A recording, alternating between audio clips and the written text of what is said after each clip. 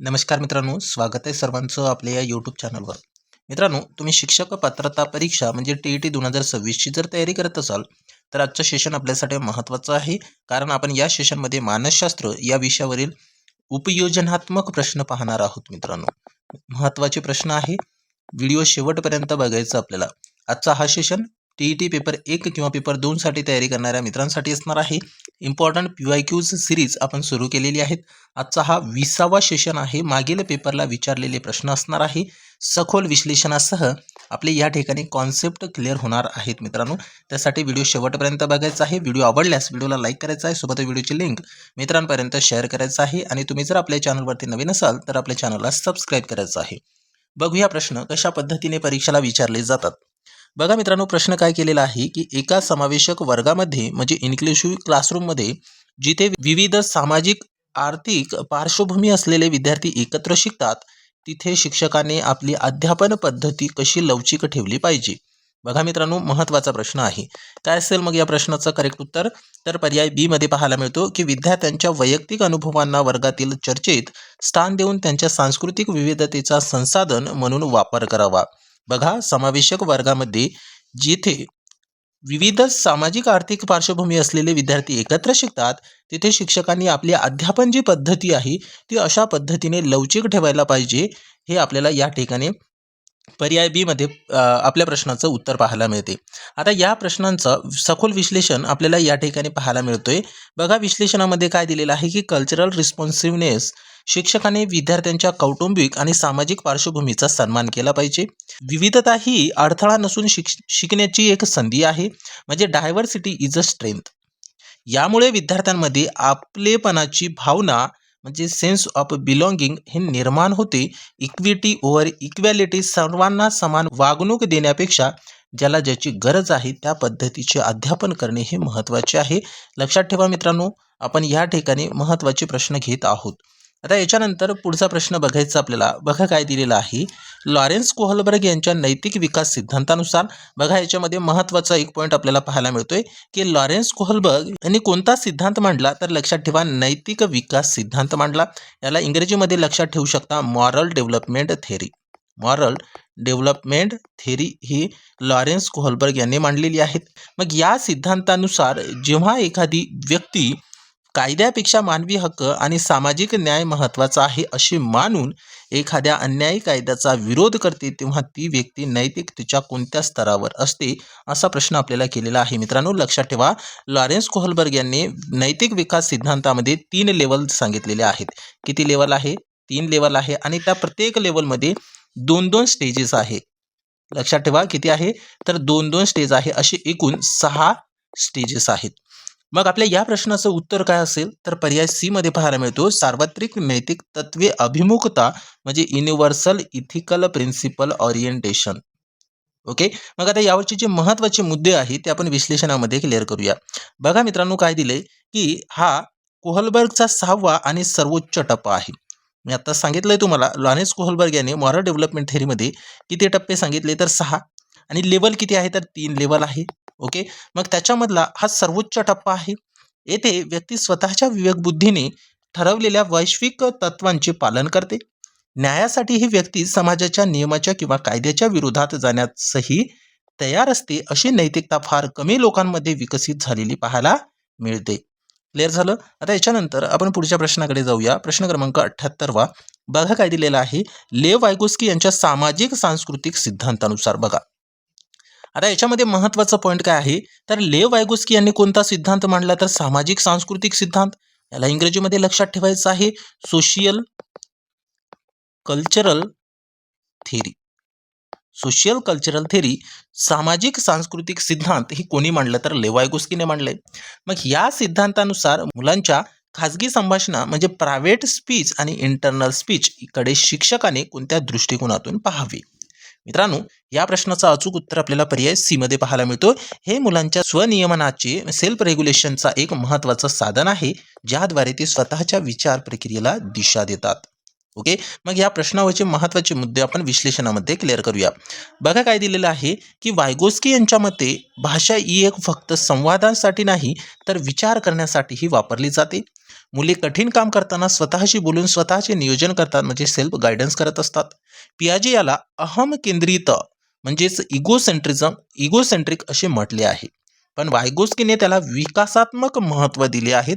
हळूहळू हे बाह्य संभाषण म्हणजे आंतरिक विचार इंटरस्पीचमध्ये रूपांतरित होते असे महत्त्वाचे मुद्दे आपल्याला लक्षात ठेवायचे आहे. ठीक आहे.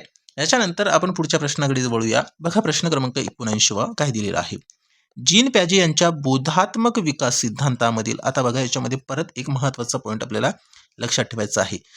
जीन प्याजे यांनी कोणता सिद्धांत मांडला तर बोधात्मक विकास सिद्धांत मांडलेला आहे. यालाच दुसरं नाव आहे मित्रांनो संज्ञानात्मक विकास सिद्धांत. संज्ञानात्मक विकास सिद्धांत. मग आता याला इंग्रजीमध्ये लक्षात ठेवू शकता तुम्ही. संज्ञानात्मक विकास सिद्धांतालाच कॉग्निटिव्ह डेव्हलपमेंट थेअरी असे सुद्धा म्हणतात. Cognitive development theory. ठीक आहे. मग आता बघा जीन प्याजे यांनी जो मांडलेला सिद्धांत आहे बोधात्मक विकास सिद्धांत, याच्यामधील विपरीत क्रियाशीलता म्हणजे रिव्हर्सिबिलिटी ही संकल्पना मुलांमध्ये कोणत्या अवस्थेत पूर्णपणे विकसित होते आणि त्याचा गणितातील क्रियांवर काय परिणाम होतो. मित्रांनो काय असेल या प्रश्नाचा करेक्ट उत्तर तर पर्याय बी मध्ये पाहायला मिळतो मूर्त क्रियात्मक अवस्था. यालाच कॉन्क्रीट ऑपरेशनल स्टेज म्हणतो आपण, जिथे मूल समजते की 5 + 4 = 9 आहे तर 9 - 4 = 5 सुद्धा होऊ शकते. ओके. आता याच्यामध्ये मी रिव्हिजन म्हणून तुम्हाला या ठिकाणी सांगणार आहे. बघा जीन प्याजे यांनी बोधात्मक विकास सिद्धांतामध्ये 4 स्टेजेस सांगितलेले आहे. ते 4 स्टेजेस आपण या ठिकाणी रिव्हिजन म्हणून बघूया. बघा त्यांचे जे 4 स्टेजेस आहेत ते कोणकोणते आहेत तर बघा मित्रांनो, पहिली आहे सेन्सरी मोटर स्टेज. त्याला शॉर्टमध्ये लक्षात ठेवू शकता SPCF. पहिली आहे सेन्सरी मोटर स्टेज, दुसरी आहे प्री ऑपरेशनल स्टेज, तिसरी आहे कॉन्क्रीट ऑपरेशनल स्टेज आणि चौथी आहे फॉर्मल ऑपरेशनल स्टेज.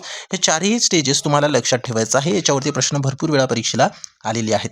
मग यावरचे महत्त्वाचे मुद्दे आपण विश्लेषणामध्ये बघूया. बघा काय दिलेलं आहे की रिव्हर्सिबिलिटी म्हणजेच मूळ स्थितीकडे परत येण्याची मानसिक क्षमता, याला रिव्हर्सिबिलिटी आपल्याला लक्षात ठेवायचं आहे. मूर्त क्रियात्मक अवस्थेमध्ये म्हणजे 7 ते 11 या वर्षातील मुले मानसिकरित्या क्रिया उलटवू शकतात. हे गणित क्रिया म्हणजे ॲडिशन किंवा सबस्ट्रॅक्शन समजण्यासाठी अत्यंत आवश्यक कौशल्य आहे. या अवस्थेत मुले कन्झर्वेशन म्हणजे संवर्धन ही संकल्पना सुद्धा शिकत असतात. हे महत्त्वाचे मुद्दे आपल्याला लक्षात ठेवायचे आहे. याच्यानंतर आपण पुढच्या प्रश्नाकडे जाऊया. बघा प्रश्न क्रमांक 80 काय दिलेला आहे. बघा मित्रांनो या ठिकाणी दिलेलं आहे की हॉवर्ड गार्डनर यांच्या बहुविध बुद्धिमत्ता सिद्धांतानुसार. आता याच्यामध्ये महत्त्वाचं पॉईंट आहे. मग हॉवर्ड गार्डनर यांनी कोणता सिद्धांत मांडला तर बहुविध बुद्धिमत्ता सिद्धांत. मग यालाच इंग्रजीमध्ये लक्षात ठेवायचं आहे multiple intelligence theory. Multiple intelligence theory ही कोणी मांडली तर हॉवर्ड गार्डनर यांनी मांडले.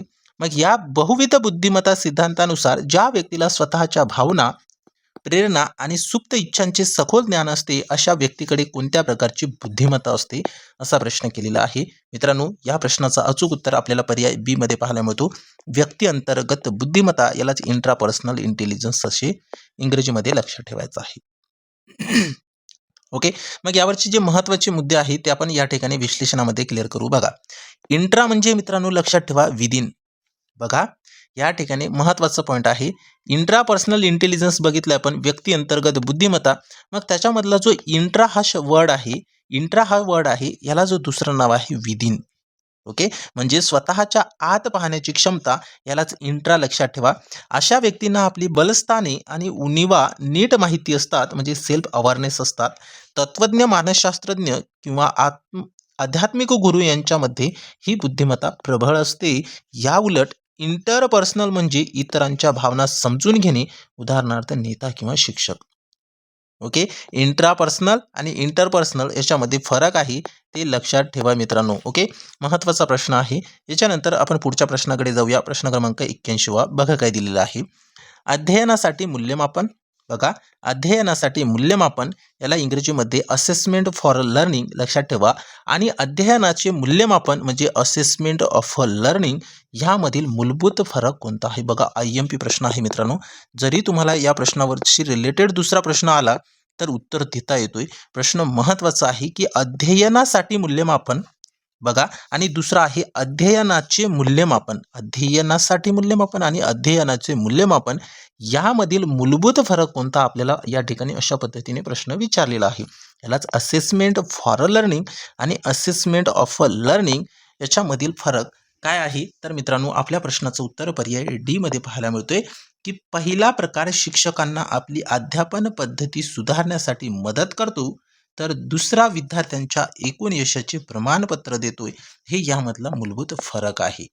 अध्ययनासाठी मूल्यमापन आणि अध्ययनाचे मूल्यमापन याच्यामधला हा फरक आहे. आता तुम्हाला लक्षात आलं असेल की अध्ययनासाठी मूल्यमापन का गरजेचं आहे, तर शिक्षकांना आपली जी अध्यापन पद्धती आहे ती सुधारण्यासाठी मदत करते.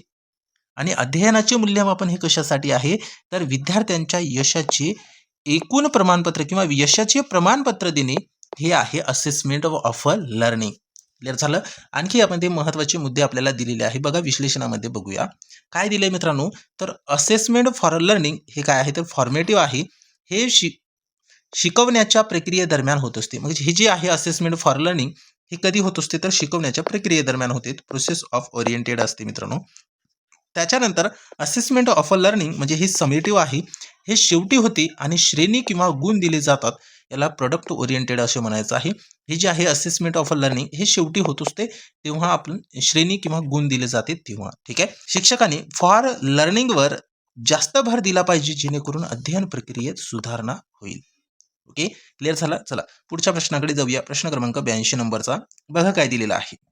कोहलरने मांडलेल्या मर्मदृष्टी इन्साइडफुल लर्निंग सिद्धांतानुसार जेव्हा एखादे बालक अचानक एखाद्या समस्येवर तोडगा काढते, तेव्हा त्याच्या मानसिक प्रक्रियेत नेमका कोणता बदल घडून येतो. बघा, याच्यामध्ये एक महत्त्वाचा पॉईंट आहे की कोहलर यांनी जी मांडलेला सिद्धांत आहे त्या सिद्धांताचं नाव आहे मर्मदृष्टी इन्साइडफुल लर्निंग सिद्धांत आहे. ओके. मग या सिद्धांतानुसार जेव्हा एखादे बालक अचानक एखाद्या समस्येवर तोडगा काढतो, तेव्हा त्याच्या मानसिक प्रक्रियेत नेमका कोणता बदल घडून येतोय. तर मित्रांनो, या प्रश्नाचं उत्तर पर्याय बी मध्ये पाहायला मिळतोय की मुलाला परिस्थितीतील विविध घटकांमधील संबंधाचे अचानक आकलन होते, म्हणजे कॉग्निटिव्ह रिस्ट्रक्चरिंग. ओके. मग आता याच्यामधले महत्त्वाचे मुद्दे आपण विश्लेषणामध्ये बघूया. बघा काय दिलेलं आहे की यात हा क्षण महत्त्वाचा असतो जिथे समस्या सुटल्याने समाधान मिळते. हा सिद्धांत केवळ यांत्रिक सरावावर भर न देता आकलनावर भर देते. बघा, जे यांत्रिक सराव आहे याच्यावर भर न देता ते कशावर भर देतात, तर आकलनावर, अंडरस्टँडिंगवर भर देतोय. गेस्टाल्टिझम पूर्ण परिस्थितीचे निरीक्षण केल्याशिवाय भाग समजून घेता येत नाहीत. शिक्षकाने वर्गात समस्या प्रधान परिस्थितीत निर्माण करावी, जेणेकरून मुले विचार करतील. ओके, लक्षात ठेवा. याच्यानंतर आपण पुढच्या प्रश्नाकडे जाण्याआधी मित्रांनो, तुम्हाला दररोज अशाच पद्धतीने जर शिकायचे असेल तर आपल्या या इग्नाइट करिअर पॉईंट या यूट्यूब चॅनलला आपल्याला सबस्क्राईब करायचं आहे. सोबतच साईडच्या बेल आयकॉनला सुद्धा क्लिक करायचं आहे. म्हणजे जेव्हा आपण व्हिडिओ अपलोड करतो तेव्हा काही सेकंदामध्ये तुम्हाला व्हिडिओचे नोटिफिकेशन मिळून जाते. मित्रांनो, दररोज आपल्या या यूट्यूब चॅनलवरती क्लासेस आपल्याला पाहायला मिळतात आणि प्रत्येक प्रश्नांचे आपण सखोल विश्लेषण त्यामध्ये देत असतो. ओके. मग आपल्या या यूट्यूब चॅनलमध्ये आपण हा 20वा सेशन अपलोड करत आहोत. मित्रांनो, यापूर्वीचे सेशनसुद्धा बघायचे आहे. त्याच्यामध्ये तुम्हाला अशाच पद्धतीचे प्रश्न सखोल विश्लेषणानुसार पाहायला मिळते. तर आपल्या चॅनलला सबस्क्राईब करायचं आहे. सोबतच व्हिडिओची लिंक मित्रांपर्यंत शेअर करायचं आहे. व्हिडिओ आवडल्यास व्हिडिओला लाईक करायचं आहे मित्रांनो. आणि सोबतच आपल्या टेलिग्राम ग्रुपला सुद्धा जॉईन करायचं आहे. त्यामध्ये क्लासेसची लिंक सोबतच मित्रांनो आपण जे स्पर्धा परीक्षेशी रिलेटेड अपडेट आहे ती देत असतो. त्याची लिंक आपण व्हिडिओच्या डिस्क्रिप्शन बॉक्समध्ये दिलेली आहे. तेथे क्लिक करून तुम्ही आपला टेलिग्राम ग्रुप जॉईन करू शकता. ओके. तर बघूया पुढे प्रश्न काय दिलेला आहे. प्रश्न क्रमांक 83 आपल्याला बघायचा आहे. बघा प्रश्न काय दिलेला आहे. जर एखादा विद्यार्थी वर्गात वारंवार विचलित होत असेल आणि त्याला सूचनांचे पालन करणे कठीण जात असेल, तर त्याच्यासाठी शिक्षकाने अध्यापनशास्त्रीय स्तरावर कोणते बदल करणे योग्य ठरेल. मित्रांनो, या प्रश्नाचं उत्तर पर्याय सी मध्ये पाहायला मिळतोय. संपूर्ण पाठाचे लहान लहान तुकडे करून प्रत्येक कृतीसाठी स्पष्ट आणि संक्षिप्त सूचना द्याव्यात. ओके. मग यावरचे महत्त्वाचे पॉईंट आपण विश्लेषणामध्ये क्लिअर करू. बघा, विश्लेषणामध्ये असं दिलंय की हे वर्तन ADHD चे लक्षण असू शकते. अशा विद्यार्थ्यांना मोठी माहिती पचवणे हे जड जाते, म्हणून माहितीचे लहान लहान भाग करावेत. अध्यापनात दृश्य साधनांचा म्हणजे व्हिज्युअल एड्सचा वापर केल्यास लक्ष टिकून राहण्यास मदत होते. शिक्षकाचा दृष्टिकोन नेहमी सुधारात्मक असावा व शिक्षणात्मक नाही. कसा असायला पाहिजे? सुधारात्मक असायला पाहिजे, शिक्षणात्मक असायला नाही. तर मित्रांनो या ठिकाणी हे जे महत्त्वाचे पॉईंट आहे ते आपल्याला लक्षात ठेवायचं आहे. याच्यानंतर आपण पुढच्या प्रश्नाकडे जाऊया. बघा प्रश्न 84 नंबरचा काय दिलाय. सृजनशील विचार प्रक्रिया क्रिएटिव्ह थिंकिंग प्रोसेस विकसित करताना शिक्षकांनी विद्यार्थ्याच्या कल्पनांच्या प्रवाहावर कशा प्रकारे नियंत्रित किंवा प्रोत्साहन द्यावे. नियंत्रण किंवा प्रोत्साहन द्यावे. मित्रांनो या प्रश्नाचं अचूक उत्तर पर्याय बी मध्ये पाहायला मिळतोय. सुरुवातीच्या टप्प्यावर कल्पनेच्या गुणवत्तेपेक्षा कल्पनेच्या संख्येला जास्त महत्त्व देऊन मूल्यमापन हे टाळावे. ओके, सृजनशील विचार प्रक्रियेमध्ये ही सृजनशील विचार प्रक्रिया विकसित करत असताना शिक्षकाने विद्यार्थ्यांच्या कल्पनांच्या प्रवाहावर कशा प्रकारे नियंत्रण करायला पाहिजे. तर सुरुवातीच्या टप्प्यावर कल्पनेच्या गुणवत्तेपेक्षा कल्पनेच्या संख्येला जास्त महत्त्व देऊन मूल्यमापन टाळावे. ओके, मग यावरचे महत्त्वाचे मुद्दे आपण विश्लेषणामध्ये बघू. बघा काय दिलेलं आहे. ब्रेनस्टॉर्मिंग टीकेशिवाय जास्तीत जास्त कल्पना मांडण्याचे स्वातंत्र्य. सृजनशीलतेसाठी फ्लुएन्सी, फ्लेक्सिबिलिटी, ओरिजिनॅलिटी आणि इलॅबोरेशन हे 4 घटक हे महत्त्वाचे आहे. लवकर मूल्यमापन केल्याने मुलाच्या विचारांचा ओघ थांबतो. चूक करण्याची भीती घातल्याशिवाय सृजनशीलता फुलू शकत नाहीत. ओके, हे महत्त्वाचे मुद्दे आहे, लक्षात ठेवू शकता. याच्यानंतर आपण पुढच्या प्रश्नाकडे जाऊया. बघा प्रश्न काय दिले. एरिक एरिक्सन यांच्या मनोसामाजिक विकास सिद्धांतानुसार किशोर अवस्थेतील मुलांसमोर मुख्य आव्हानात्मक द्वंद्व कोणते असते.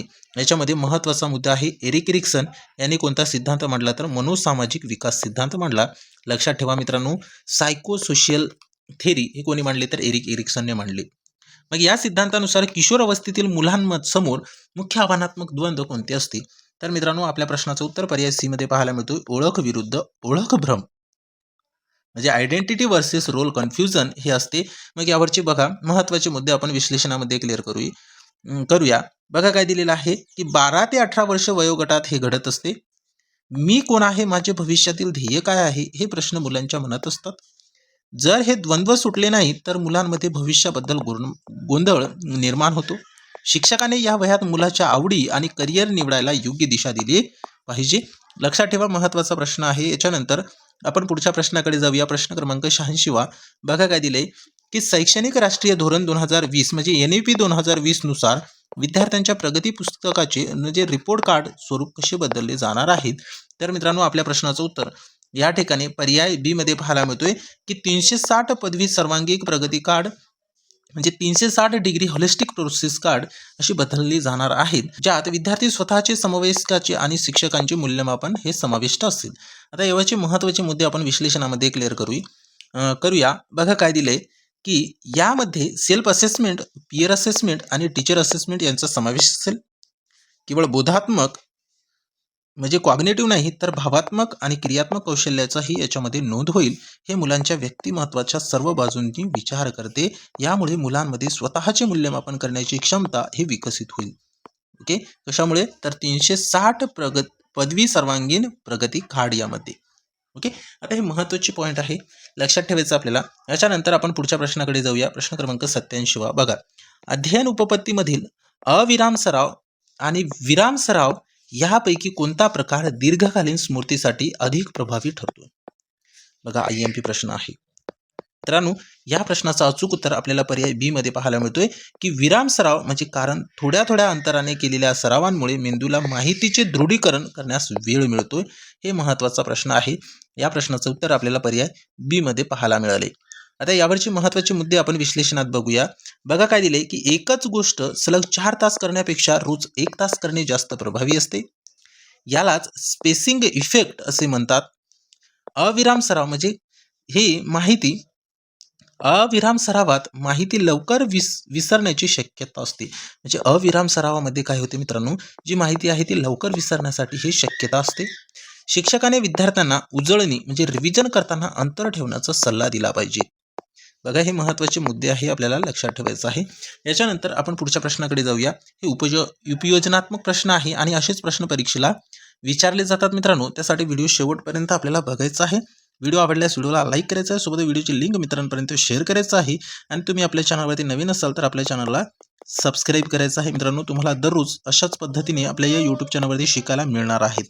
आता प्रश्न काय केले की पियाजेच्या सिद्धांतांमधील केंद्रीकरण सेंट्रॅक्शन ही प्रवृत्ती म्हणजे काय आणि मुलांच्या तर्कावर कशी मर्यादा घालते? मित्रांनो, या प्रश्नाचं उत्तर काय असेल तर पर्याय ए मध्ये पाहायला मिळते, मूल केवळ एकाच वैशिष्ट्यावर लक्ष केंद्रित करते आणि इतर महत्त्वाच्या बाबीकडे दुर्लक्ष करते. पियाजेच्या या सिद्धांतामधील केंद्रीकरण ही प्रवृत्ती म्हणजेच काय तर मुलं केवळ एकाच वैशिष्ट्यावर लक्ष केंद्रित करते आणि इतरांच्या महत्त्वाच्या बाबीकडे दुर्लक्ष करते. मग यावरचे महत्त्वाचे मुद्दे आपण विश्लेषणात बघू. बघा काय दिले की हे प्री ऑपरेशनल अवस्थेचे मुख्य लक्षण आहे. कोणत्या अवस्थेचं लक्षण आहे?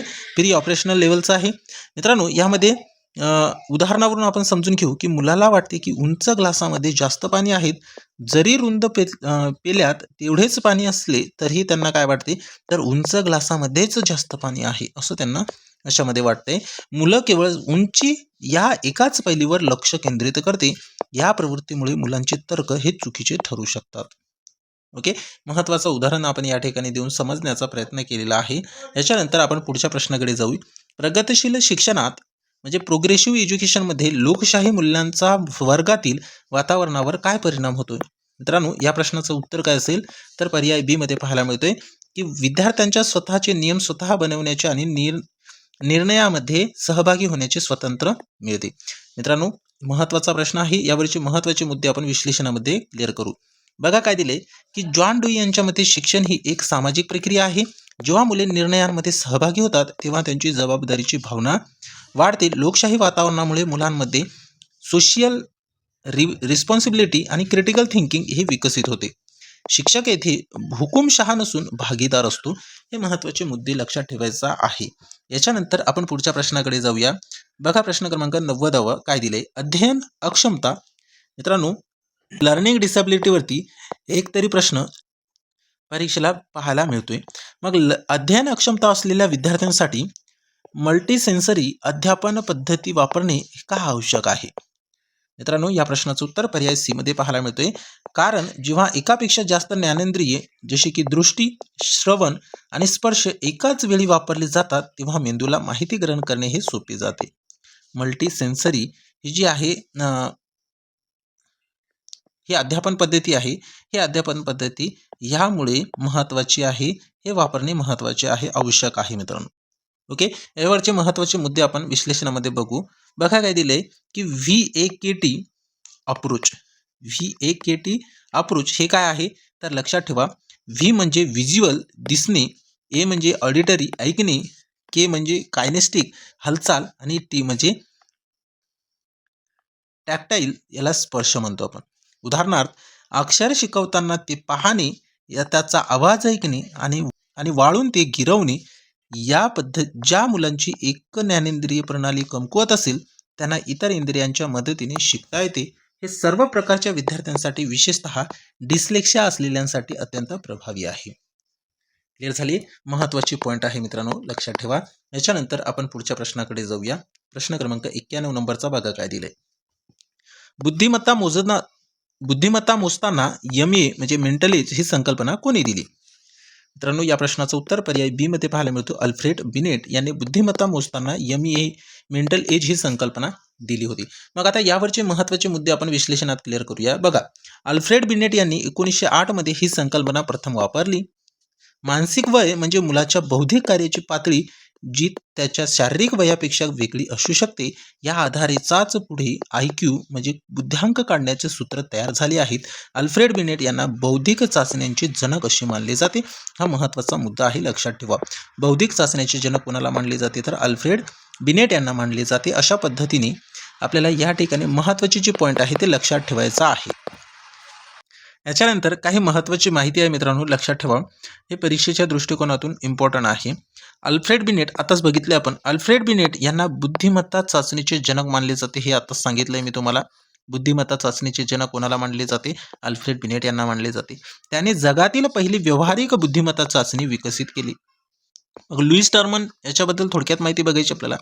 यांनी बिनेट यांच्या चाचणीत सुधारणा करून स्टॅनफोर्ड बिनेट चाचणी तयार केली आणि IQ म्हणजे बुद्ध्यांक ही संकल्पना लोकप्रिय केली. त्याच्यानंतर चार्ल्स स्पियरमन यांनी बुद्धिमत्तेचा द्विघटक सिद्धांत म्हणजे 2 फॅक्टर थेरी ही मांडली. चार्ल्स स्पियरमन यांनी द्विघटक सिद्धांत मांडला, त्यालाच टू फॅक्टर थेरी असे म्हणतात. त्यांच्या मते बुद्धिमत्तेत जी म्हणजे सामान्य आणि यस म्हणजे विशिष्ट हे दोन घटक महत्त्वाचे असतात. हॉवर्ड गार्डनर यांनी बहुबुद्धिमत्ता सिद्धांत म्हणजे मल्टी इंटेलिजन्स थेरी मांडली. त्यांच्या मते बुद्धिमत्ता ही एकाच प्रकारची नसून ती वेगवेगळ्या प्रकारची असू शकते, जशी भाषिक, तार्किक, संगीतिक आणि विविध प्रकारची असू शकते किंवा असते, असे हॉवर्ड गार्डनर यांनी मल्टिपल इंटेलिजन्स थेरीमध्ये सांगितलेलं आहे. हे महत्त्वाचे मुद्दे आपल्याला लक्षात ठेवायचे आहे. परीक्षेच्या दृष्टिकोनातून महत्त्वाचे आहे, लक्षात ठेवू शकता मित्रांनो. ओके मित्रांनो, तुम्हाला दररोज अशाच पद्धतीने आपल्या या यूट्यूब चॅनलवरती व्हिडिओज पाहायला मिळणार आहेत. त्यासाठी आपल्या या यूट्यूब चॅनलला जर तुम्ही अजूनही सबस्क्राईब केलं नसेल तर चॅनलला सबस्क्राईब करा. सोबतच साईडच्या बेल आयकॉनला क्लिक करायचं आहे, जेणेकरून जेव्हा व्हिडिओ आपण अपलोड करतो तेव्हा काही सेकंदामध्ये तुम्हाला व्हिडिओची नोटिफिकेशन मिळून जाते. मित्रांनो, टेलिग्राम ग्रुपला सुद्धा जॉईन करायचं आहे. त्याची लिंक व्हिडिओच्या डिस्क्रिप्शन बॉक्समध्ये दिलेली आहे. व्हिडिओ कसा वाटला ते कमेंट बॉक्समध्ये कळवायचं आहे. सोबतच व्हिडिओ आवडल्यास व्हिडिओला लाईक करायचं आहे आणि मित्रांनो आपल्या चॅनलची लिंक मित्रांपर्यंत शेअर करायचं आहे. अशाच पद्धतीने फ्री ऑफ कॉस्ट आपल्याला दररोज TET परीक्षेसाठी महत्त्वाची विषयाची तयारी करता येणार आहेत. आपल्यासाठी महत्त्वाची या ठिकाणी सूचना आहे. मित्रांनो, मानसशास्त्र हा विषय अवघड जात असेल किंवा मानसशास्त्र या विषयामध्ये जर आपल्याला कमी मार्क्स मिळत असेल तर आपल्यासाठी एक महत्त्वाची आपण बालमानसशास्त्र व अध्यापनशास्त्र पेपर 1 व पेपर 2 साठी सुपरफास्ट रिव्हिजन असा एक ईबुक क्रिएट केलेला आहे. मित्रांनो, या ईबुकमध्ये तुम्हाला काय मिळणार आहेत तर या ईबुकमध्ये 32 पूर्णसंच 700 पेक्षा अधिक प्रश्न आपण ॲड केलेले आहेत. मागील 2013 ते 2021 मधील प्रश्नांचा सराव आपल्याला या ठिकाणी सखोल स्पष्टीकरणासह करता येणार आहेत. महत्त्वाचे मुद्दे आपण या ठिकाणी या ईबुकमध्ये ॲड केलेले आहेत. पेपरला फक्त काही दिवस बाकी आहेत आणि तुम्ही बघितलं असेल 6 लाख एवढे फॉर्म TET परीक्षेसाठी अप्लाय केलेले आहेत. ओके, मग पेपर पॅटर्न कसा असणार आहे, प्रश्न कशा पद्धतीने विचारले जातील, मग हे जर संकल्पना तुम्हाला क्लिअर करायचं असेल तर हा ईबुक तुमच्यासाठी महत्त्वाचा ठरणार आहे. कमी वेळेमध्ये तुम्ही 30 पैकी 30 गुणांची तयारी करू शकता. स्मार्ट स्टडी करणं आता खूप गरजेचं आहे, कारण मित्रांनो आपल्याला मानसशास्त्र हा विषय TET पास करण्यासाठी खूप महत्त्वाचा ठरणार आहे. ओके, याच्यामध्ये जर आपल्याला स्कोर करता आलं तर आपण TET इझिली पास होऊ शकतो. मित्रांनो, मग या ईबुकची फीस किती आहे तर फक्त 199 रुपयामध्ये हा ईबुक आपल्याला मिळवता येणार आहेत. मग ते कशा पद्धतीने तर मित्रांनो, हा संपूर्ण ईबुक फक्त 199 रुपयामध्ये पेमेंट करायचं आहे आपल्याला गुगल पे किंवा फोनपेच्या माध्यमातून 75 07 38 63 06 या नंबरवरती तुम्हाला पेमेंट करायचं आहे. गुगल पे किंवा फोनपेच्या माध्यमातून पेमेंट झाल्याचा स्क्रीनशॉट याच नंबरच्या व्हॉट्सअपवरती तुम्हाला पाठवायचा आहे आणि लगेच हा ईबुक तुम्हाला मिळून जाईल. मित्रांनो, जर तुमची इच्छा असेल तर हा ईबुक तुम्ही आत्ताच घ्यायला पाहिजे, कारण पेपरला खूप कमी दिवस शिल्लक आहेत. ठीक आहे, फक्त 199 रुपयामध्ये हा ईबुक आपल्याला मिळणार आहेत. ठीक आहे, तर सर्वांनी हा ईबुक परचेस करायला पाहिजे. ओके, याच्यानंतर मित्रांनो तुम्हाला दररोज अशाच पद्धतीने आपल्या या यूट्यूब चॅनलवरती दररोज सराव करता येणार आहेत. त्यासाठी आपल्या या यूट्यूब चॅनलला सबस्क्राईब करा. इग्नाईट करिअर पॉईंट या यूट्यूब चॅनलला सबस्क्राईब करायचं आहे आणि व्हिडिओ आवडल्यास व्हिडिओला लाईक करायचा आहे. सोबत व्हिडिओची लिंक मित्रांपर्यंत शेअर करायचं आहे. ठीक आहे मित्रांनो, भेटूया समोरच्या सेशनमध्ये अशाच पद्धतीचे सखोल विश्लेषणासह व्हिडिओज घेऊन. आजच्या या सेशनमध्ये एवढंच. Thank you so much.